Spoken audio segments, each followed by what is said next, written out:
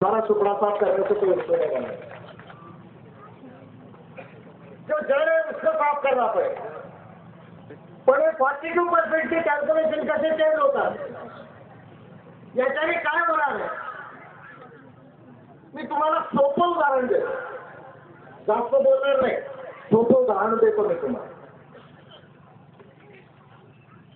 छत्तीसगढ़ के साथी यहाँ पर है, वो कर्मा डांस करने वाले साथी हमारे अर्जुन सिंह ठाकुर है।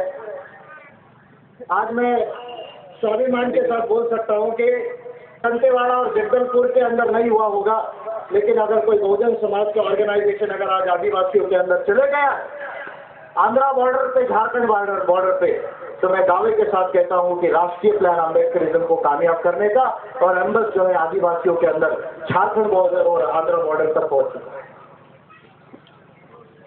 और वो कैसे पूछा है वो दिखाने के लिए इन लोगों को यहां लाए। लेकिन मैं छत्तीसगढ़ के साथियों को लास्ट टाइम कहा, एक महीने पहले मैं दिवाली में था और इस तरह ग्राउंड में प्रोग्राम नहीं था, हॉल में रखा था। मैंने सोचा छत्तीसगढ़ की जनसंख्या 2.5-3 करोड़ है, महाराष्ट्र की जनसंख्या 10 करोड़ हो गई है, इसलिए 2.5 करोड़ वालों को हॉल में बैठाएंगे, 10 करोड़ वालों को मैदान में बैठाएंगे। मुझे ऐसा लगता है कि आप अभी क्लासरूम में भी बैठने के लायक नहीं हुए। तब मैंने छत्तीसगढ़ के साथियों से यह कहा कि झारखंड के अंदर आदिवासियों का राज क्यों है? अब ये मधुकोड़ा का इवेंट हुआ है और मधुकोड़ा के पीछे ये सब आईटी डिपार्टमेंट पड़ा हुआ है। ये कांग्रेस वाले नंबर 1 के नालायक है देश के अंदर। जब वो गवर्नमेंट चला रहा था, जब उस गवर्नमेंट को ये सपोर्ट कर रहे थे, तब इन लोगों को नजर नहीं आया कि मधुकोड़ा में अप्रोप्रिएशन कर रहा है पैसे। जब कांग्रेस को वहां की सरकार चला रहा था, तब मधुकोड़ा को उन्होंने सपोर्ट किया। मधुकोड़ा ने कुछ अगर गलत किया होगा तो मैं उसका सपोर्ट नहीं कर रहा हूं, लेकिन मैं जो इस देश में सबसे बड़ा फ्रॉड चल रहा है इस देश में, उसकी तरफ आपका नजर आकर्षित करना चाहिए। जब इनको सरकार की जरूरत थी, इन्होंने उसको सपोर्ट किया, तब इनको नहीं पता चला कि यहां मिस अप्रोप्रिएशन हो रहा है। जब सरकार चले गई, अभी चुनाव आ रहा है 2 महीने के आगे, तब इनको नजर आ रहा है कि इसको मिस अप्रोप्रिएशन किया। क्यों? जैसे महाराष्ट्र में कांग्रेस के लोगों ने दलितों को हराया, अब वो चाहते हैं कि छत्तीसगढ़ और झारखंड के अंदर से आदिवासियों को हराया जाए। और क्यों चाहती है कांग्रेस, या क्यों चाहते हैं ये आरएसएस वाले? इसके पीछे एक बहुत बड़ा षड्यंत्र है इस देश के अंदर और दुनिया के अंदर, उसके तरफ मैं आपका ध्यान आकर्षित। लेकिन उसके पहले मैं जो झारखंड में बदलाव आया उसके विषय में आपको इंडिकेशन दूंगा। छत्तीसगढ़ के अंदर विद्याचरण शुक्ल, और वो कौन सा दूसरा शुक्ला था यार आपका, शालाचरण, और बाद में अभी रमन सिंह उत्तर प्रदेश से आ गए। ये उत्तर प्रदेश वाले ज्यादा ही चालाक होते हैं, जिधर भी जाते सोचते हम रूल करेंगे। विद्याचरण शुक्ल, श्यामाचरण शुक्ल और बाद में रमन सिंह, ये तीनों ने, ये जो उत्तर प्रदेश से आए, 1 पीढ़ी 2 पीढ़ी रहे, वो वहां के चीफ मिनिस्टर बन गए, पूरी की पूरी उन्होंने एक्वायर किया। लेकिन झारखंड में ऐसा नहीं है। झारखंड में आदिवासियों में गवर्नमेंट है। आप इसका सीक्रेट नहीं जानते, क्यों बना? उसका सीक्रेट मैं आज आप लोगों को बताऊं।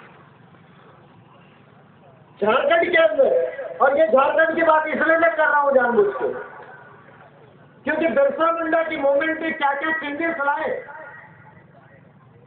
वो चेंजेस जब कल्चरल रिवोल्ट होता है जब सांस्कृतिक रिवोल्ट होता है, धार्मिक रिवोल्ट होता है, सामाजिक रिवोल्ट होता है, तो उससे राजनीतिक बदलाव कैसे आते हैं, ये समझाने के लिए मैं आपको बता रहा हूं जानू। झारखंड के आदिवासियों ने आज देश में पिछले सेंसस के हिसाब से 8 करोड़ लगभग आदिवासियों की जनसंख्या थी। पिछले सेंसस के हिसाब से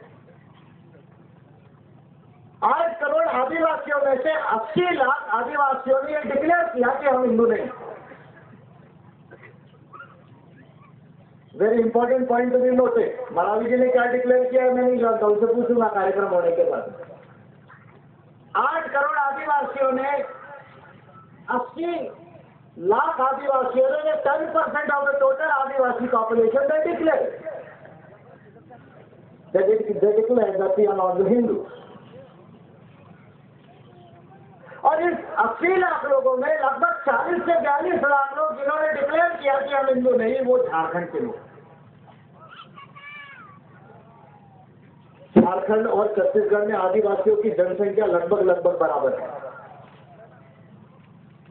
लेकिन छत्तीसगढ़ के आदिवासियों ने यह डिक्लेयर नहीं किया कि हम हिंदू नहीं हैं। अब इससे क्या चेंजेस आते? चेंजेस कैसे आते? झारखंड के अंदर जो अस्मिता जागी, जो कल्चरल रिवोल्ट हुआ, सांस्कृतिक विद्रोह हुआ, उसकी वजह से वहां के आदिवासियों में अस्मिता जागी, चेतना जागी। उनको ये समझ आई कि नहीं, हमको अपना आदिवासी राज प्रस्थापित करना चाहिए। और ये आदिवासी राज और आदिवासी धर्म, जिसको बिरसा राज बिरसा धर्म भी उस समय कहा जाता था, इसकी संकल्पना सबसे पहले अगर किसी ने दी तो वो बिरसा मुंडा ने। क्या आदिवासी राज, क्या आदिवासी धर्म? मैं आदिवासी धर्म को सद्धम्म कहता हूं। और बहुत सारे शायद आदिवासी साथियों को इस बात को जानने की जरूरत है कि the बुद्धा's religion was a tribal religion. The Buddha's religion was a tribal religion because the Buddha's religion evolved from the republics of Shakya, Kolis and Vajji. उस समय जो ट्राइबल रिपब्लिक थे, शाक्य, वज्जी, कोली, उसमें से 2 ट्राइबल रिपब्लिक्स में से 2 नए रिलीजन का उदय हुआ। वैदिक धर्म के अगेंस्ट में एक बुद्ध का था और दूसरा महावीर का। महावीर का रिलीजन सक्सेस नहीं हो पाया, क्यों नहीं हुआ उसके वेरियस रीजन है, आज मैं उस पर कमेंट नहीं करूंगा। लेकिन बुद्धा का रिलीजन